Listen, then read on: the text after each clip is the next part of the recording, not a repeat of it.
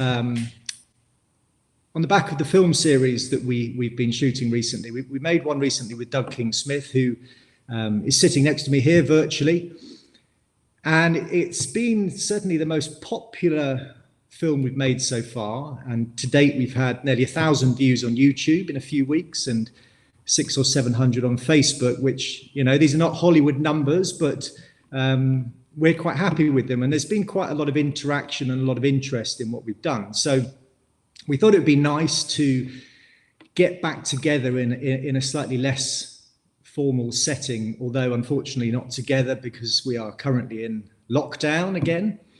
But just to sort of go back over some of the subject matter, bounce a few things around. Hopefully there'll be a few questions coming in as well from those watching, and try and I guess get a bit further into some of the issues and problems that are facing small woodland owners.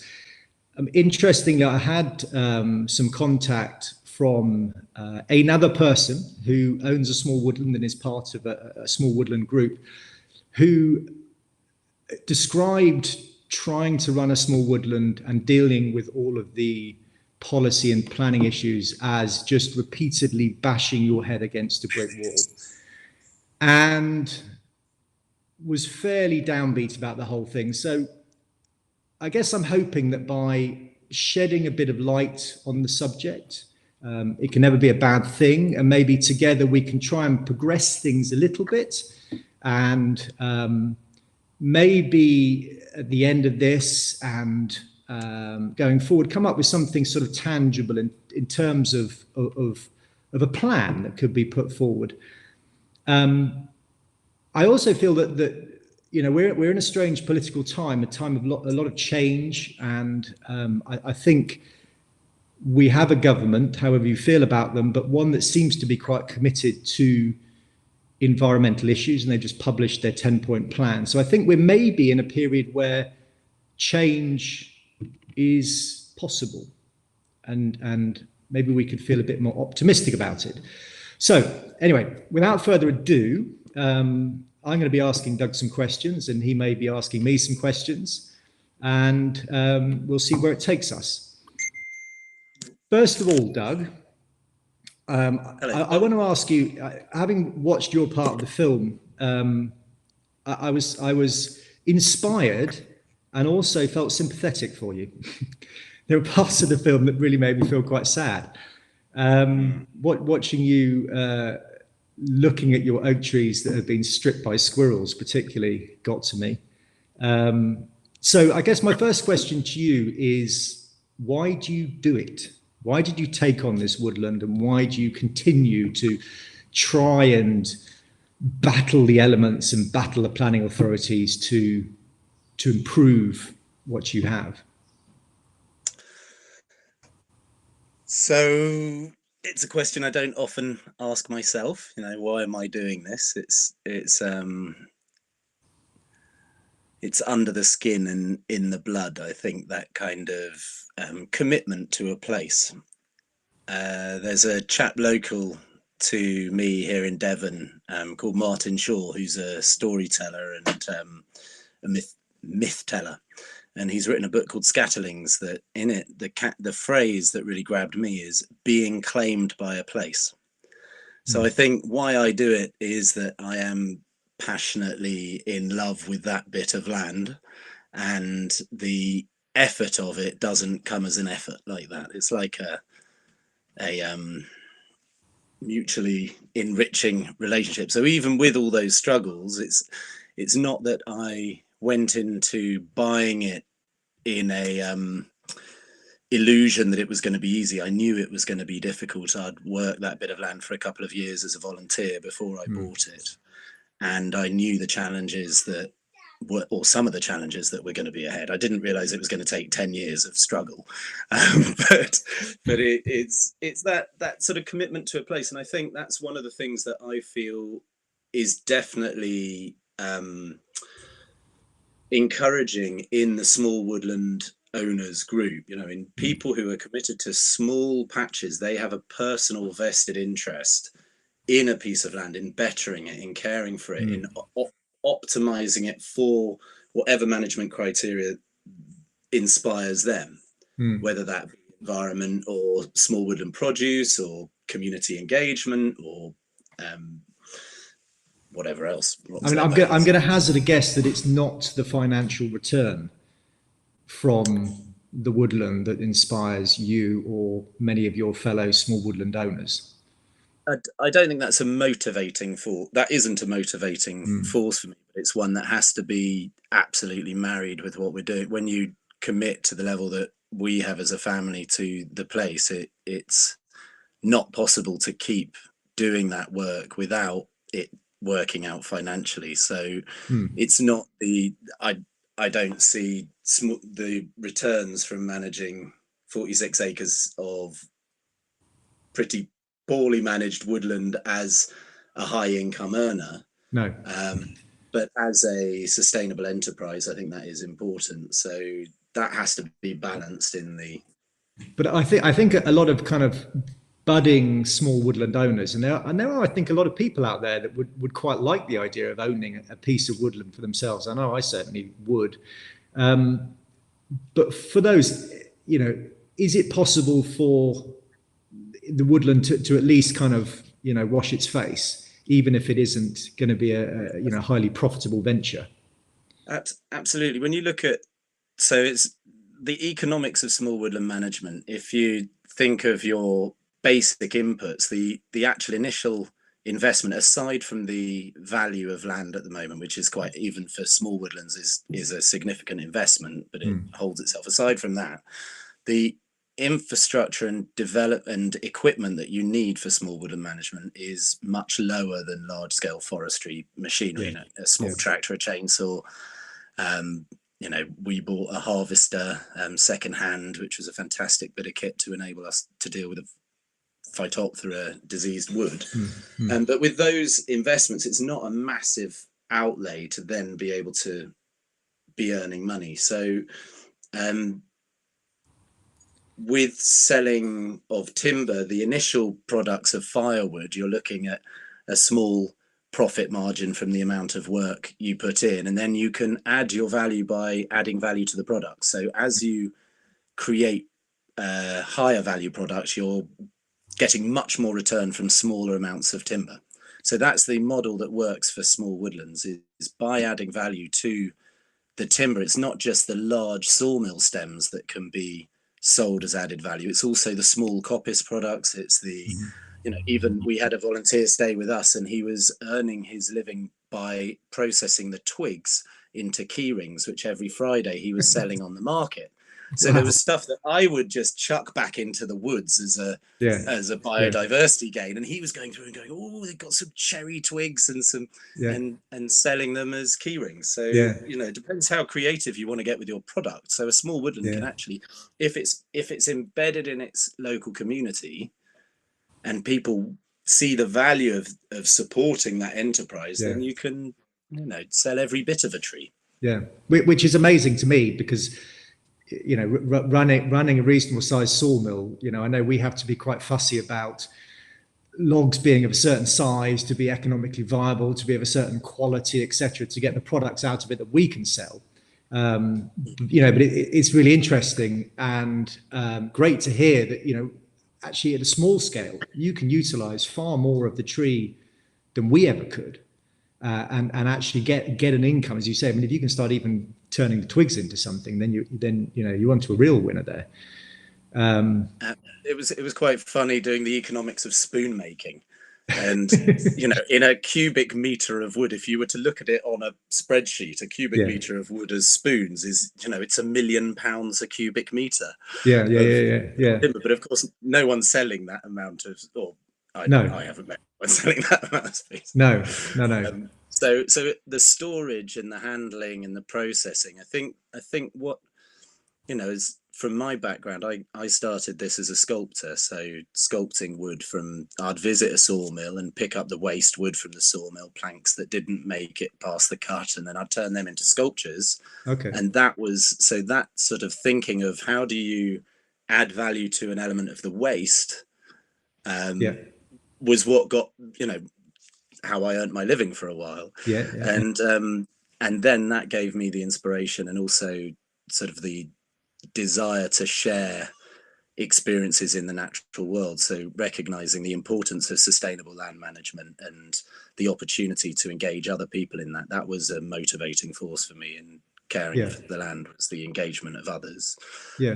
But those two things together have sort of married well in this idea that the small woodlands can be economically viable and Mm, creative in using bits that otherwise wouldn't be seen as a mm. marketable product. In terms of the people, I really picked up on the fact that volunteers are an intrinsic part of what you do, and the way you kind of involve them obviously varies. I mean, you mentioned having the forestry course for women, the Olympics, and watching all those people raising the Crook Barn was amazing. Yeah. Now, how have you managed to inspire people to get them to come and lend a hand? Because obviously, to be blunt, you've got some really good free labour there, which is going to help you to make your woodland work financially. So how do you inspire them? How do you kind of get them to feel this connection to get them to give up their time? Well, I think if anyone's watching, then send something in. Let us know what inspires you. Yeah. The early on in Hilly Field's time, every winter I would host an event locally, a music night, so separate from the woods. But each month we'd invite a folk artist to come and play and sing, and that had a lovely feeling about it. So in the town, it wasn't in the woods. We'd host this concert, and then I'd tell people about the work we were doing, the activities we were doing, and every month we would hold a volunteer weekend. So an invitation for people who wanted to get out of their homes, bring their children, do whatever, get involved in the annual cycle of the woods and come for a couple of days or for a day each month. So we were doing that for every month for 10 years. And in these events happened in the winter months, so 6 events over the winter. And at those events, and then the story of Hillyfield had like this sort of scale of epic proportions. So we had the disease, it was a horrible thing to have to carry, to have to fell so many trees. So there was a sort of interesting story to the woods itself, and with our desire to set up a small business that could sustainably restore the woodlands and provide products for the local communities. People are interested in doing it, and I think what motivates people to come and volunteer is that hands-on engagement and learning skills, sharing skills, and doing that in a community of other people. It's fun, it's engaging, and people want those skills. There's a disconnect at the moment between a lot of our lives and the practical hands-on experience that a lot of us recognize as being very important for the transition period we're in. Have you found that the people that have come to volunteer, has their perception of what a woodland should be changed after spending some time there and actually actively getting involved? And what I mean by that is I get the sense, and actually surveys underline this, that people's perception of woodland is that it's a static thing that should be protected and left alone, and then nature will take its course and look after it. And any kind of intervention by humans is a bad thing. Do people come with that perception and then change it after being involved, or have you got people who are slightly more understanding? It's a great question, and I wish I did a sort of follow-up questionnaire to people who volunteer, and whether that be for a couple of days or for a few months. I can't really say. I'm sure that coming and volunteering does change people's perception of what it takes to manage a woodland.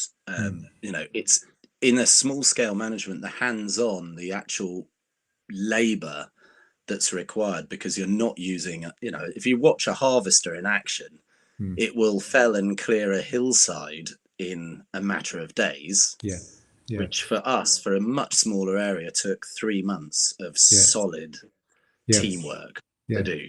So that scale, yes, small woodland management labor intensive work that brings people to their senses of what it takes to get out. And for people who've been staying out in the woods, living simply, for quite a long period, we were having to pump our spring water on a pump, break the ice in the winter. They've really faced what it is to be connected to nature Yeah. through through the Yeah. season's work. Yeah. So it's a lot. So I think, yes, in the context of what it takes practically in the work to manage a woodland, but also what it takes to live in a connected way with the environment that you're working in, I think that has a transformative power on people. I mean, in a positive way. Well, absolutely, and Stick it out. we as an industry, we're always trying to get the message out there that simply because a tree is being felled, it's not necessarily a bad thing, and it can be a good thing if it's part of management, and people should understand this. But it seems like we're pushing against a closed door, and I think the way that we try and market that concept is all wrong, because you're telling people that they have to accept something they fundamentally think is wrong. And I think because of the fact in this country, we have a disconnection from nature, and we have a disconnection from woodland because there just isn't much of it. We don't live in it and amongst it like they do in France or Germany or North America, where it's part of everyday life. So it's a bit much to ask people just to understand a concept like forestry and how it works. Yeah. And I think, it just seems what you've got there is a really interesting model maybe for other small woodland owners. And also, I guess, the industry and the forestry industry as a whole, that to actually involve people on a more fundamental and physical basis is the best way to get people to understand what active management actually means in a landscape and in a woodland. Yeah, it's that, and it's telling the story. So Yeah. the Yes. event that we organize, it's a music night, Yeah. with soup.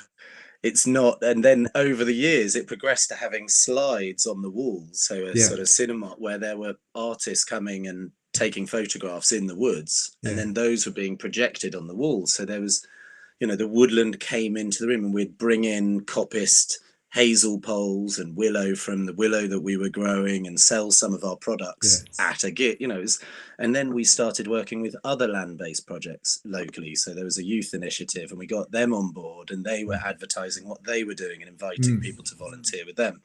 So there's that telling of the story really counts. And it's like what you were sharing then, Tom, is absolutely critical. Like that misunderstanding of, a tree is this static object that you mustn't cut down, and to do that is harming the tree.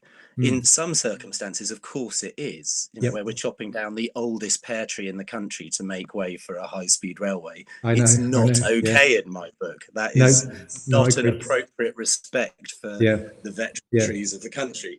But for a coppiced woodland, or for pollarding, or for selective thinning to allow the trees around to reach their maturity, that's an essential part of management, and something that just takes talking to people and explaining that process to let them see that some of these trees would be dead had they not been cut periodically over their lifetime, many hundreds of years lifetime. Yeah. So that story has to be told, and it's really unfortunate that we have some of the most influential woodland organisations, like the Woodland Trust, just sent out for the celebration of the Tree Charter year.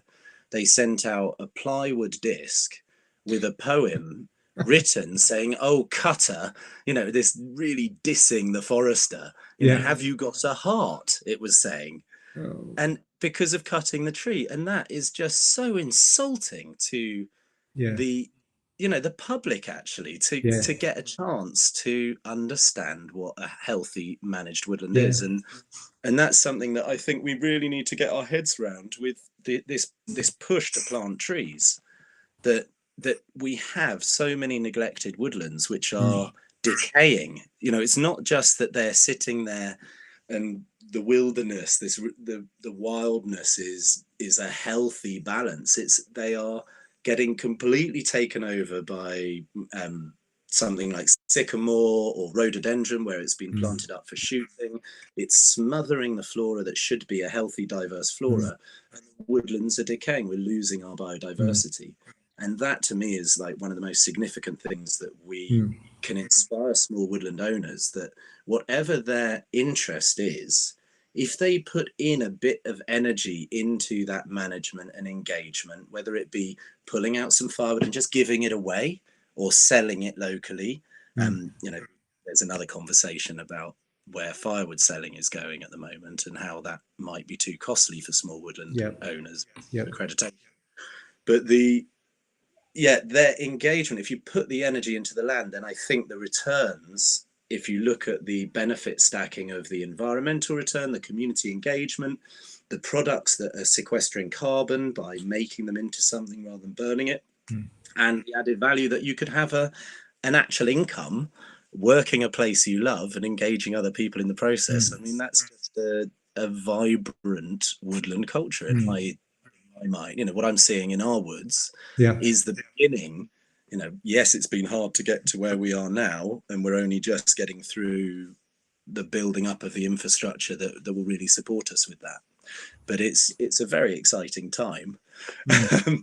How do we get these woodlands that are promised, the millions and millions and millions of trees that we need Well, to? it's, I mean, it's, you know, you look at some of the numbers now. I mean, some of the government pledges. I think what have we got here? 11 million trees by 2022. We got 30,000 hectares a year every year, and in England, in the last year we've managed 2,300 hectares.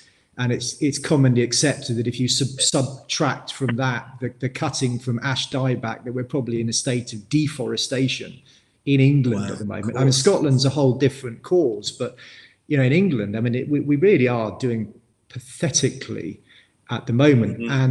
And I did also notice that in the government's new 10-point plan, certainly in the front pages, there was no mention of tree planting, despite it being such a flag waving topic at the last election, where they were competing to see who could come up with the biggest Ilian number for trees. I was corrected. It is in the small print at the back of the 10-point plan, but it's been pushed back. So, even if it's 2,300 hectares, we're talking about, we need to do 10 times that every year.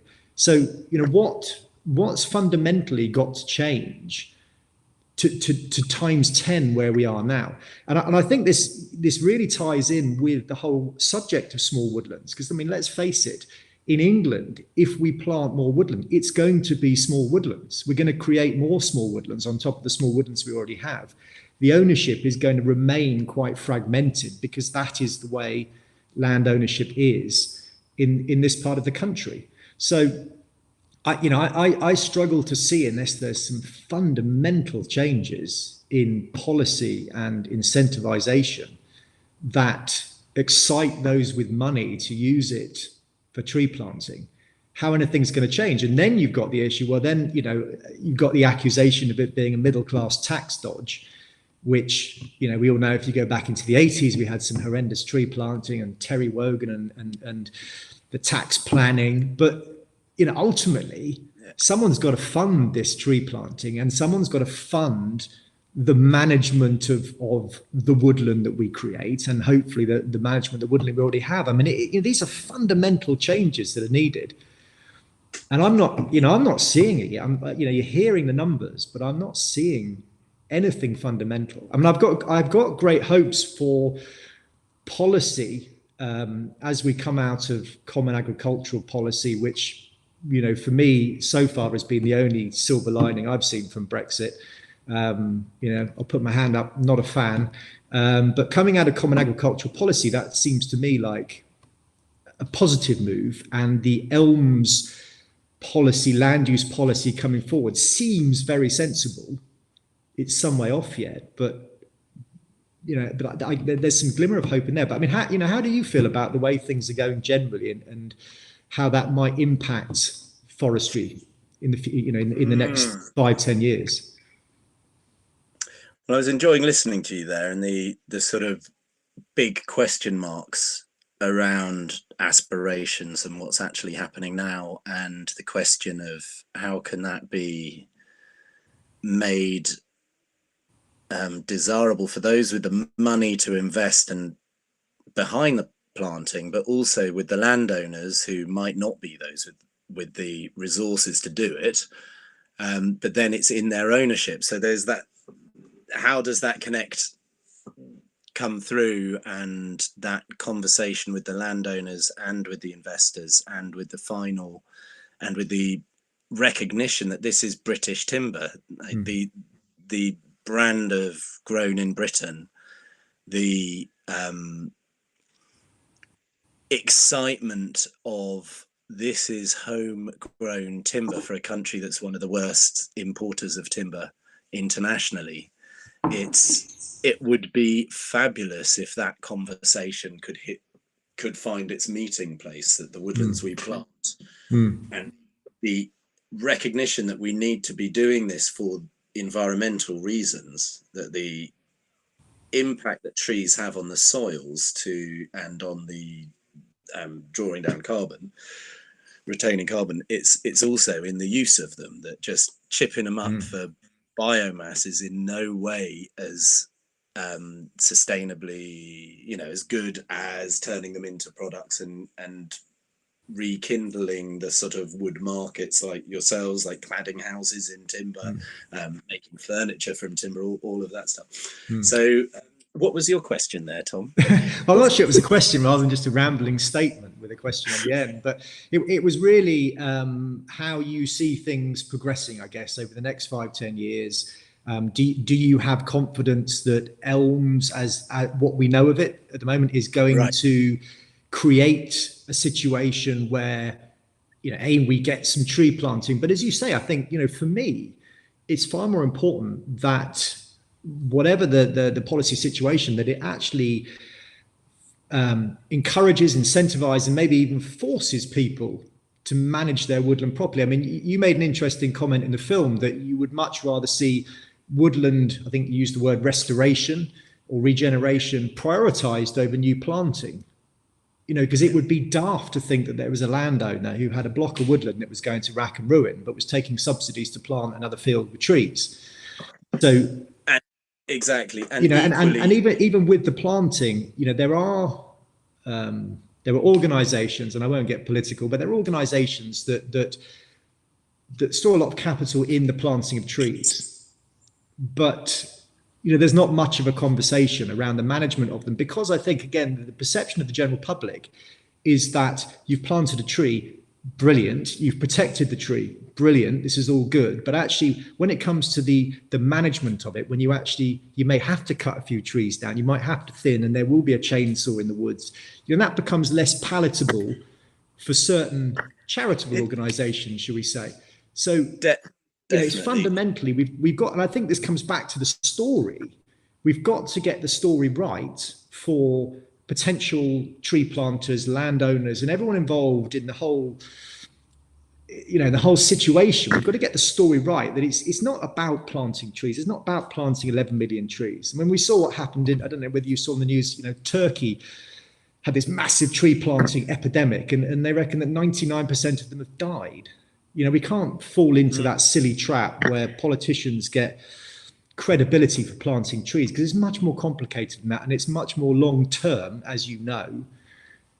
And to get the narrative right about what this whole thing actually means, and it is this long term dedication to managing the landscape, including woodlands. And again, there's not really a question at the end of that, but I'm sort of on a roll now. I share that. I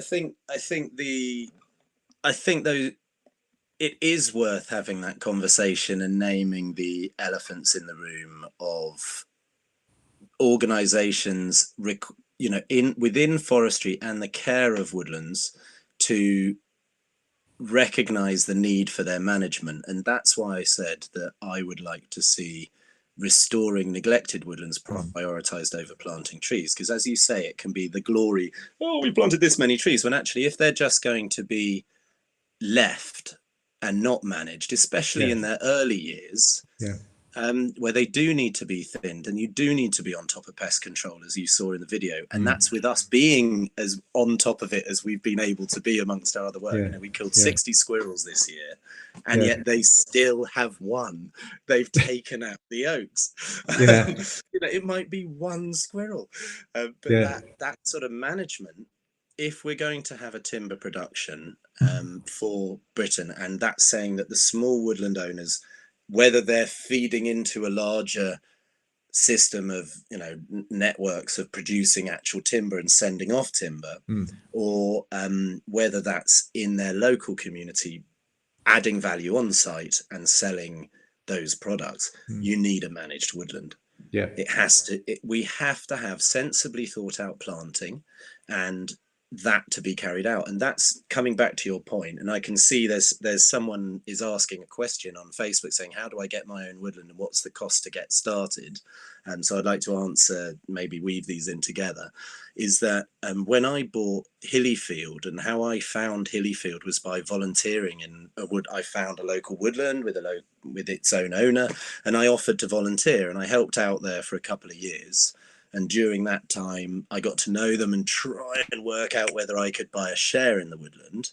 And eventually I just wrote him a letter and I said, look, if ever you're thinking of selling, please can I have first refusal? And he'd put the woods on the market that same day.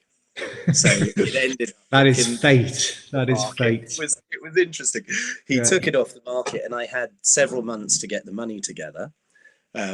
And I failed to get the money together. And then I bumped into someone on the street who became a 50-50 partner with me for the first few years. So it was an extraordinary happening. So I'd say whoever's asking the question, if you're wanting to buy a woodland, it's like, look where you want, you know, research, draw a ring around the, you know, where can you actually get to feasibly? Because there's a lot of people who just buy a woodland, they want to buy a woodland, but then it's, you know, hours away from where they live. And that's really quite unfortunate, because as I've got more and more involved in Hillyfield, I've wanted to get more and more hands-on. And, you know, I even 5 miles down the road is too far for me now. You know, I would love to be able to be staying on site like my team do. But actually the politics of woodland ownership and living within the woodland, even when you're working it, there is a permission for some living on site when you're working your woodland for less than a season. But just make sure you get somewhere that's close enough to get to. And the costs to get started, once you've managed to find your bit of land, really you'll be, you know, I went to a lot of farm sales. I was able to get a lot of equipment from farm sales, so buying bits in here and there. I had some lucky grants, so I had some grant money to help support buying some things and planting quite a lot of the trees. I had, this is where I wanted to tie it into what you were asking, Tom, was I had some fantastic advice from, at that time, Dartmoor National Park had a woodland officer. So since then, they've actually got rid of their woodland officer and their own forestry service. So they've totally pared it back, and there isn't an active service. For me, had I not had that advice when I first bought the woods, I'd have been completely lost at sea. You know, I loved trees, I loved woods. I'd read some books, but I didn't really have any decent experience to take on the responsibility of looking after it. And I was very lucky that the Forestry Commission officer was brilliant, a chap called Roger Ford. And then there was Rupert Lane, who was with Dartmoor National Park. And these guys had been in there, you know, they'd been in and out of all the woodlands through the southwest, basically, and they knew the picture. So they were able to take my rather flamboyant and creative ideas of what I wanted to do and how I wanted to do it, and go, there's merit in this. This is good. Go for it. Go for it. And there was a nice warm hand at my back that helped me get funding, linked me up with More Trees, a charity that plants trees, where we could get in a lot of volunteers, and we planted 3,000 trees the first year. They hooked me up with, all sorts of things, Plymouth University, to work with some people from there. It was really supportive. So, and that's something Elms says, you know, woodland advisors is that service is recognised as being Yeah. really important. That's something I'm pushing forward on the Yeah. Elms group I'm part of, is to say that's an essential part to supporting woodland owners, is Yeah. suitable advice. But I think what I hear from that as well is you just need to network the hell out of your local area, and anyone that can help from any direction who has experience, tap them up for help and advice. And there are some interesting organisations out there as well, aren't there, for small woodland owners? I've come across where you can tap into communities and groups for people that are already undertaking the project. So That's right. that's I was just thinking about the cost, Tom, the cost of getting started in a woodland as well. It's like yeah, one of the things you mentioned. I'd help run organise a Foxy Foresters workshop for women learning chainsaw use, Foxy Forest, and I like that. we got six women learning the cross cutting and small felling of trees through Lantra, Liner training. Helped us with the funding for that. So whoever asked the question, I'm sorry I don't have your name, but the question about setup costs, get your qualification in chainsaw use sooner than later. Everything's changing I haven't read it in detail, but there's going to be significant changes in chainsaw qualifications. So actually maybe getting it sooner than later is bad advice. Maybe you should hold on and find out what's going to be required.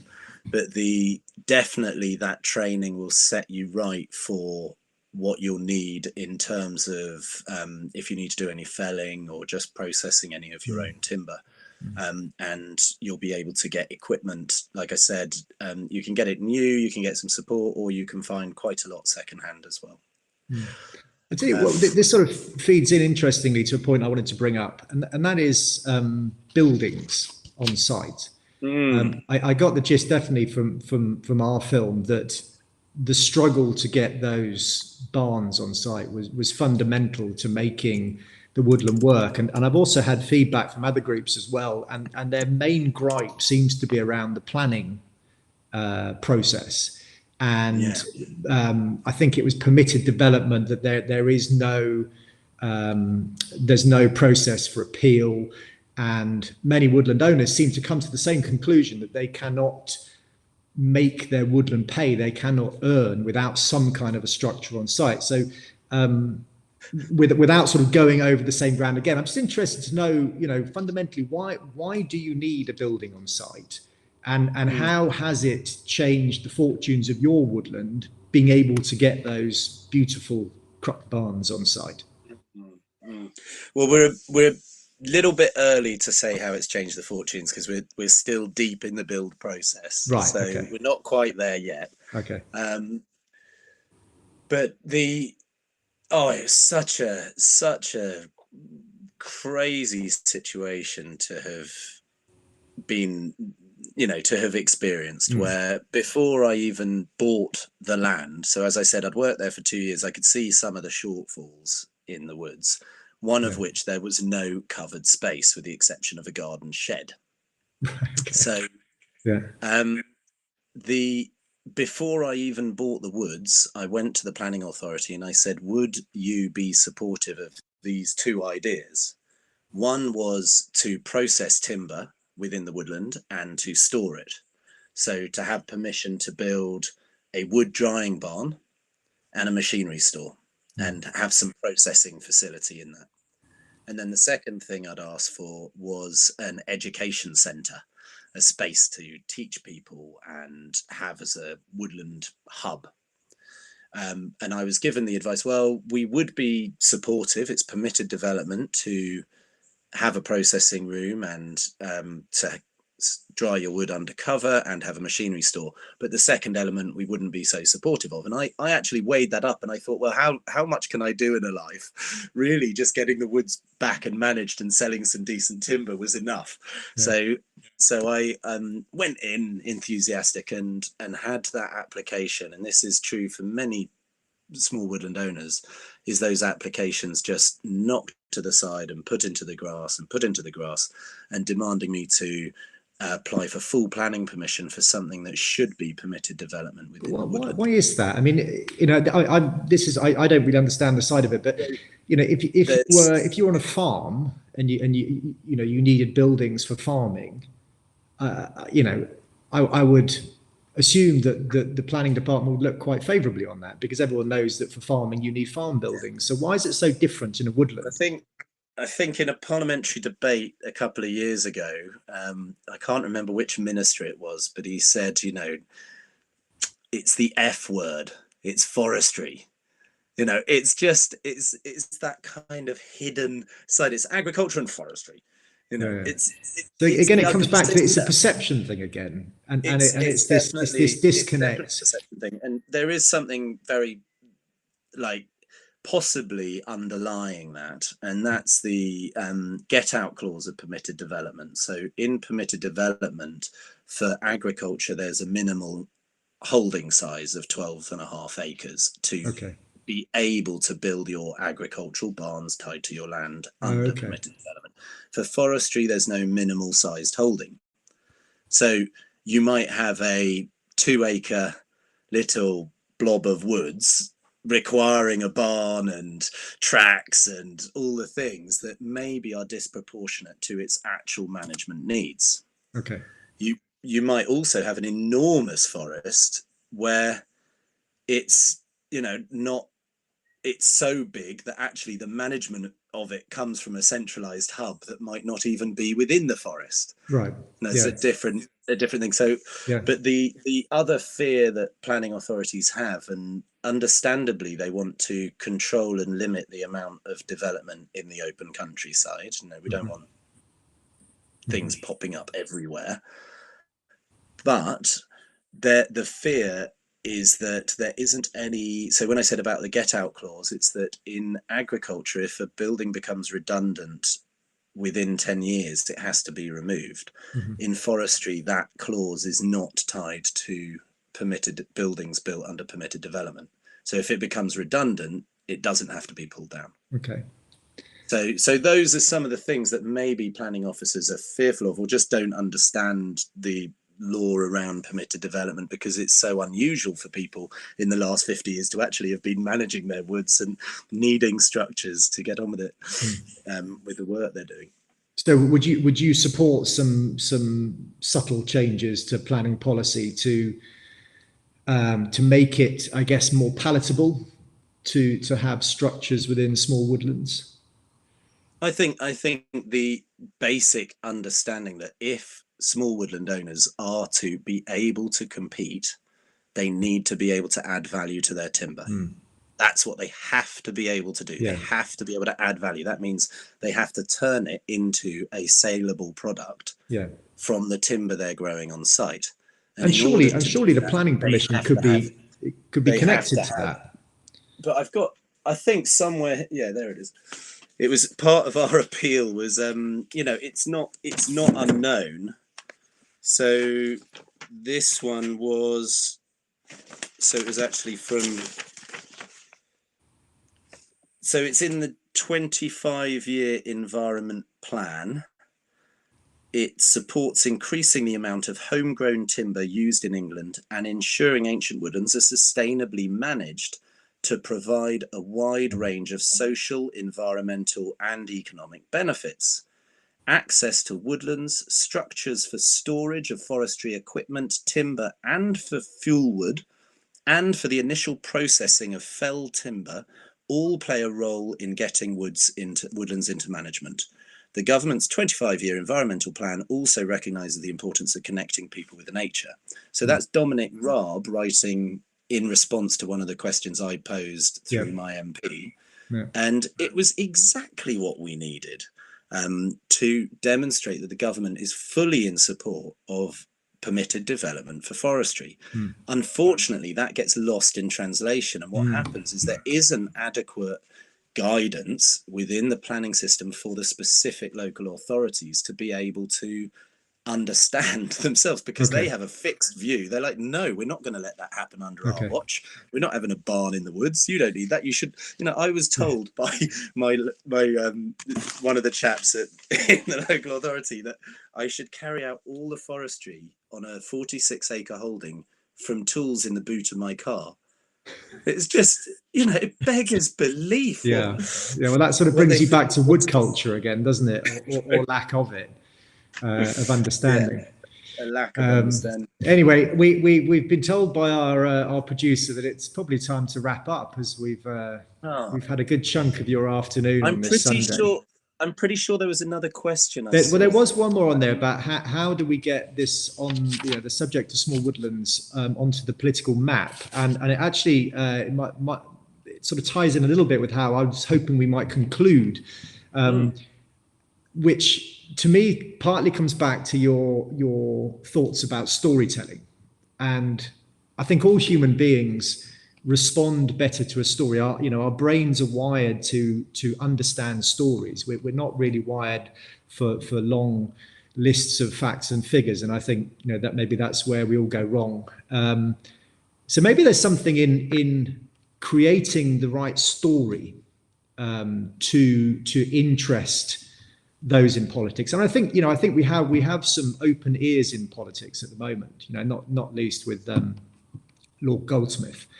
But maybe there's something in that together, and as an industry, we need to come together to create the narrative and the story around what is actually needed and what it means fundamentally to get our woodlands to grow and to be managed and to be healthy and to kind of rescue some of the biodiversity we've lost in this country. And from my perspective, to be able to sustain some of our needs for building materials in this country, to replace some of the very carbon intensive materials that we're still building out of, replace that with wood, this great building material we have, but to replace it with wood that comes from 100 miles rather than tens of thousands of miles. And to do that, we need to really be honest about what is required.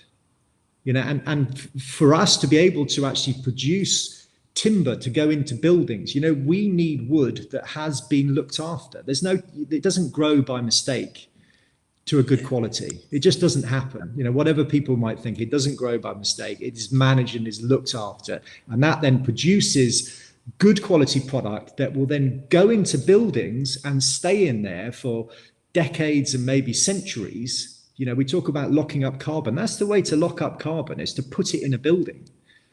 But you can't do that unless you've got raw material of the right quality. So it has to come from a managed woodland. And I think that where you draw on there is that quality of is the public understanding of the need of managed woodland, but also the training and practical experience which happens over it. You need many sites connected and working together to give that learning experience. I mean, I'm very lucky that I live just next to Dartington Hall Estate, which was a centre of excellence of forestry. So where we did one of our previous films with Jez Ralph, Dartington. That's it. Very interesting. The great sequoia trees there, and so that sort of experience where there are experienced timber people who have seen woodlands growing for decades and decades, rather than the short-termism that we're cursed with in a way at the moment. But so those skill sharing. So in terms of that story, is the learning, is the training that's required to manage, to prepare those woodlands, to plan them well, and give the training for people to have a hands-on practical experience in care. And to the businesses that are selling, or the infrastructure to develop. Like, we own a small sawmill ourselves, a little wood miser, have milled up most of the wood for those barns and sell to local builders. So it's that kind of niche market that could really help. Okay. Well, we probably ought to draw it to a close, but I think that's a nice way to finish. I had a vision of coming up with some kind of a 5-point plan, but I now think that's far too dull. And actually what's needed is for this to be crafted into a story and a narrative that actually inspires people and elicits understanding, maybe amongst people that are not trained foresters and are not in the industry we're in, but then to start to get a picture of what these numbers actually mean in reality and what it looks like day to day. So maybe that's how we get it on the political map. Exactly how that's done, I don't know, but you know, I'm relatively optimistic. I mean, there's a lot of bad stuff happening out there, you know, with diseases and loss of biodiversity. You know, we hear about this every day, but I think we have to remain optimistic. And I think what you're doing, Doug, there is fantastic, and it's really important that you know, in a story to have inspirational characters, and I think that's what you are. And you know, so I hope you'll carry on doing what you're doing, and I hope that more people will be inspired by what you do and follow in your wake. Thank you, Tom. It's lovely to play a little part in this series you're pulling together, and I think you're doing a good thing with it. And thank you. May your voice carry forward and inspire people and go up the ladder to make those policy changes that are going to support sustainably managed woodlands. And I'd like to give a big shout out to everyone who's helped at Hillyfield over the years, because there are hundreds of people at our back making it possible. So yeah, thank you to everyone who's made it possible in the woods to be able to do a little bit for a little slice of Devon. Excellent. Well, on that note, let's say goodbye and thank you for everyone who's been watching.